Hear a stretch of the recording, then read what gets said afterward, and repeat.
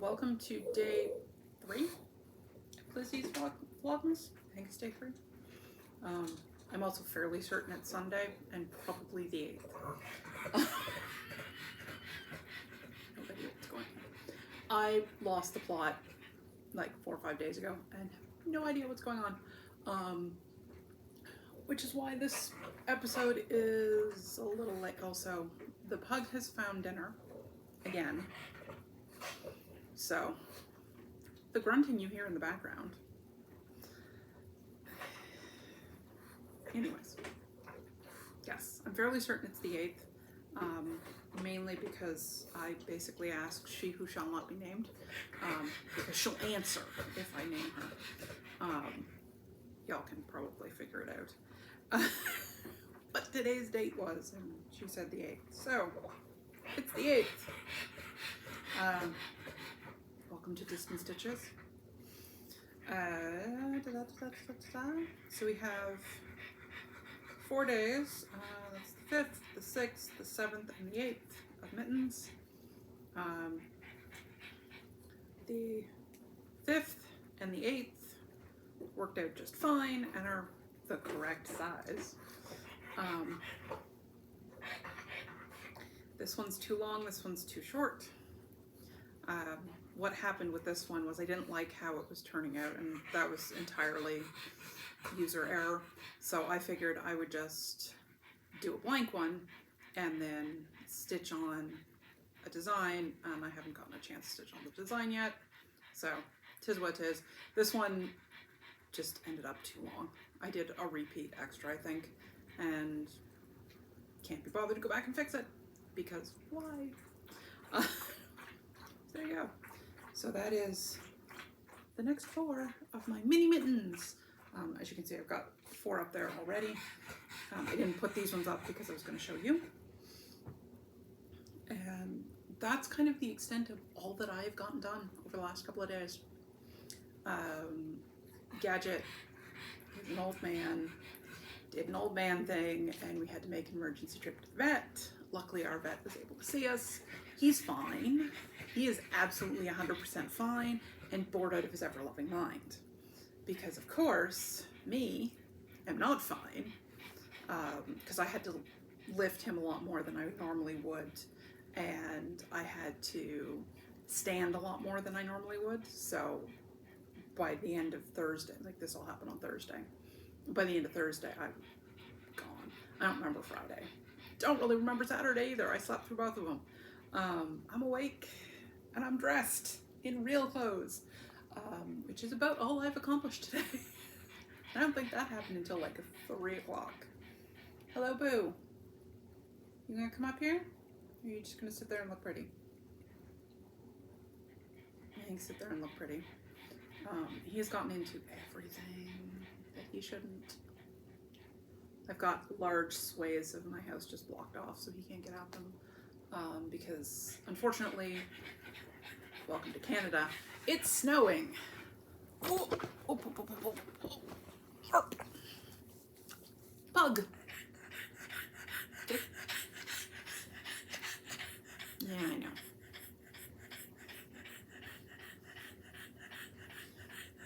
He's perfectly fine. Very happy because I was worried about him.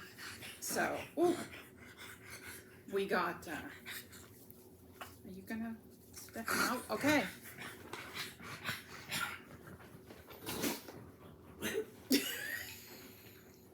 I was worried about him, so he got salmon and rice and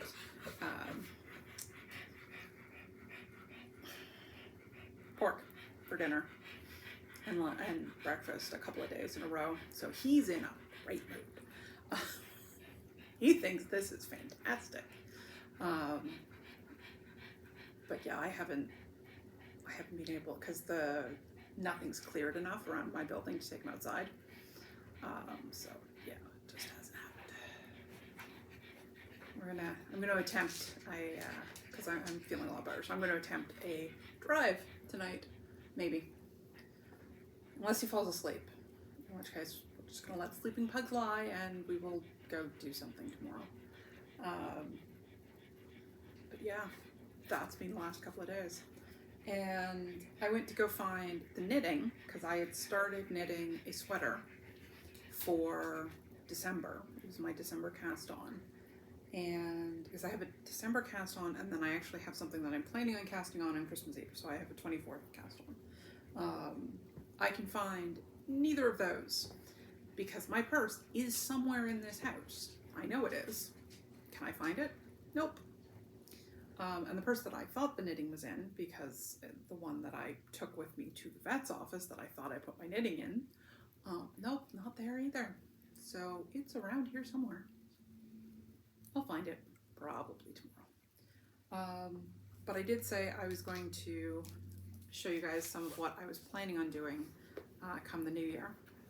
This is kind of my year plan.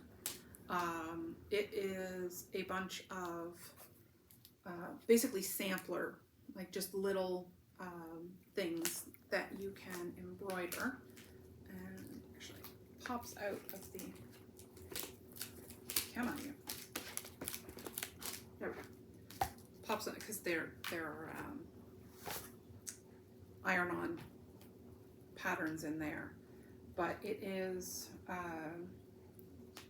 it's Kew Gardens, you can see down here, and so it's British, and they do some fantastic stuff, but it's got templates in it, and then it has all of the instructions on how to embroider these things, like what floss colors you need, what stitches to use, all of that stuff. So what I'm planning on doing is working my way through, that is so cute. And there's rabbits, there's birds, there's flowers, leaves, there's mushrooms, there's a whole bunch of stuff in here rather. And I'm planning on kind of embroidering my way through this book next year. So I'll just pick one and work on it, and hopefully end up with a whole bunch of just little tiny pieces. Don't know what I'm going to do with them, but I figure they will be fun to do, and they'll be good little exercises to work on my thread painting, which is what this particular technique is mostly called. It's mostly thread painting. And then the other two that I have plans to do some larger pieces, because these are both, I think they're 6-inch rounds is what they come out with, maybe 7. I do not remember. It says in here somewhere. They're both the same size, and they come out quite lovely. And there's several of them that I want to do for hanging up in my place. Like, again, it has what it is, what threads you need, the template, and then all of the information on the different stitches and how you do them. They don't have much on the how you do them. None of these books do. But if you are looking to get into embroidery and you want probably the best how-to that I've found is the Royal Society of Needlework, I believe. Hold on, let me check. I think it's the Royal Society of Needlework. It's a British thing, and they have an entire section, like they have an actual website that's just devoted to the stitches, and it gives you like the names for the stitches and you can search by them, but also gives you a step-by-step instruction, like with pictures, and then a little video that shows you how to do it.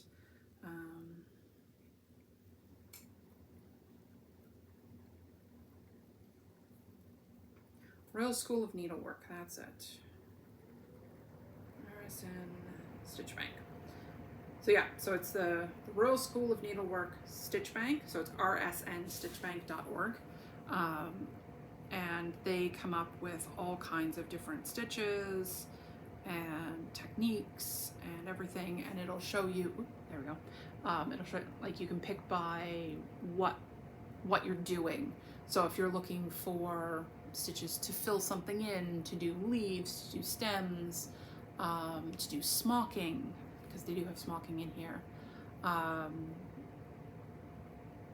and then they have kind of the types of stitches. So if you know more that you want something that, like, you're looking for a stitch to do a buttonhole, or couched or whatever, like, if you know, it's basically if you know a bit more about them, and then the various techniques as well. These are all British terms, which you do have to be careful with, because French and American use different terms for the same techniques, and it is really weird sometimes how the terms, because most of these terms are like 1,000+ year old terms in some cases. So you'll get a really weird word in English that has a completely different word in French, and it's because the English did it from the Germans. Because English. We don't create our own language. We borrow from other people's languages and bastardize it. Let's be real. We really do. And then it's the same thing with the Americans. It's why they don't have U's in a lot of the words that Canadians do. Like color and neighbor. We put a U in there. We put O-U-R at the end, and they don't. They just do O-R. Which, I mean, one kind of makes sense. The other one is like, why are you putting an extra letter in there? But it is what it is. Anyways, I'm not going to rant about language, because I have rants about the English language. I have quite a few rants about the English language, actually. Ooh, that's pretty. Hey, Sue. But yeah, and so that's plan number 1 for next year. These will kind of all come back out at certain times, because as I'm working on them, you'll see them with our main vlogs. That's really it. Oh, right. Half of the reason you guys come here is to see these, which, because it's been 4 days and I have 12 of these, I get to pull 2. So let's see what these are. Oh, they're tea lights. Okay. Which is something I do use a lot, so handy. I was just kind of confused because I was looking at them, because all I saw was the side view of them, so.